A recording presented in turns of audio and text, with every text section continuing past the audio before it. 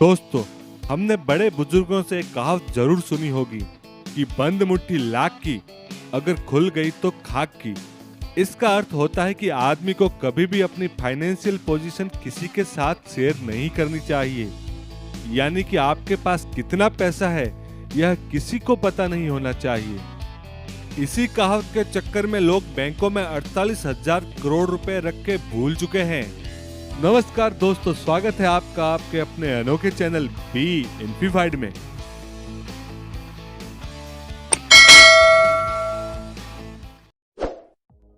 अगर आप यह सोच रहे हैं कि इतना मूर्ख या भोला कौन ही होगा जो इतने रुपए बैंकों में रखकर भूल जाए, तो आपको यह सुनकर आश्चर्य होगा कि ऐसे लोगों की संख्या लाखों में है।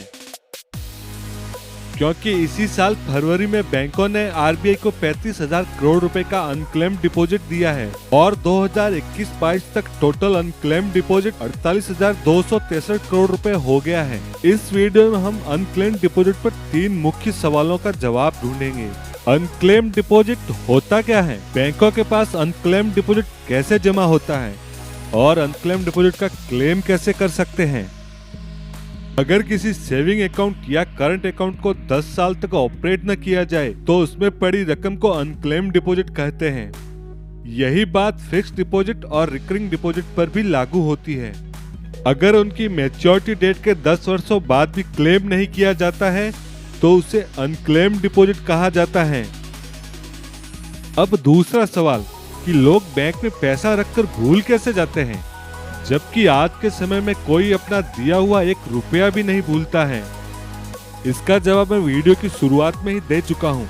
क्योंकि लोग अपना पैसा सबसे छिपा कर रखते हैं, तो कई बार लोग अपनी पत्नी, बच्चों और रिश्तेदारों को भी नहीं बताते कि किस बैंक में कितना पैसा जमा है और कितनी एफडी या आरडी बैंकों में है। इस कारण खाता धारक की मौत हो जाने पर भी उस पैसे को क्लेम करने कोई नहीं आता है। कई बार खातों में नॉमिनी भी नहीं रखा जाता है, तो कभी नॉमिनी की मृत्यु खाता धारक से पहले हो जाती है और नॉमिनी चेंज भी नहीं करते हैं। इससे भी क्लेम करने में परेशानी आती है। इसके अलावा कई लोगों के अलग अलग बैंकों में बहुत सारे खाते होते हैं और सभी खातों को ऑपरेट करना संभव नहीं हो पाता है।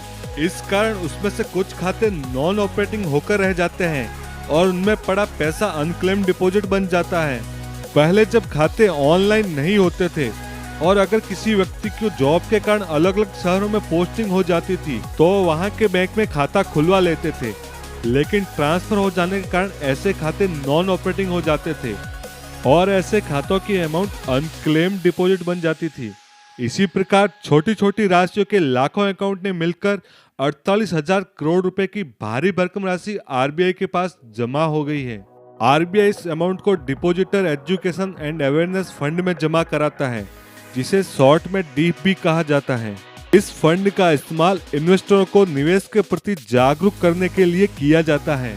अब प्रॉब्लम यह आती है कि आपका या आपके कोई रिश्तेदार का पैसा अनक्लेम्ड डिपॉजिट में पड़ा है, यह पता कैसे करें? तो इसका पता लगाना बड़ा ही आसान है।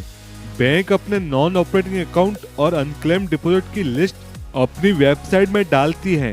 आप बैंक की वेबसाइट पर जाकर चेक कर सकते हैं। अगर आपका क्लेम बहुत पुराने अकाउंट पर हो और उस समय डिजिटल बैंकिंग शुरू नहीं हुई थी, तब आपको खुद बैंक की ब्रांच जाकर ही पता करना पड़ेगा। अब तीसरा सवाल आता है कि अनक्लेम्ड डिपॉजिट के लिए क्लेम कैसे करें। अगर आपका या आपके किसी रिश्तेदार का नाम ऐसे अनक्लेम्ड डिपॉजिट की लिस्ट में आता है तो आपको एक क्लेम फॉर्म भरकर उसके साथ केवाईसी के जरूरी डॉक्यूमेंट लगाकर बैंक में जमा कराने होते हैं। अगर अकाउंट होल्डर की मौत हो गई हो और कोई रजिस्टर्ड नॉमिनी न हो या उसकी भी मौत हो गई हो, तब ऐसी सूरत में वसीयत के मुताबिक बेनिफिशियरी क्लेम कर सकता है। बेनिफिशियरी सक्सेशन सर्टिफिकेट और नोटरी किया हुआ डेथ सर्टिफिकेट देकर भी क्लेम कर सकता है। बैंक आवश्यक डॉक्यूमेंट देकर दावे की जांच करता है तथा दावा सही पाए जाने पर क्लेम का भुगतान कर देता है। तो आप भी जागिए, चेक कीजिए कहीं आपके भी लाखों रुपए अनक्लेम्ड तो नहीं पड़े हैं, और मिल जाए तो कमेंट बॉक्स में आके थैंक्स जरूर बोल देना। तो कैसी लगी आपको ये जानकारी और किन विषयों पर आप वीडियो देखना चाहते हैं, हमें कमेंट बॉक्स में कमेंट करके जरूर बताएं। आपके अपने चैनल बी इन्फीफाइड में।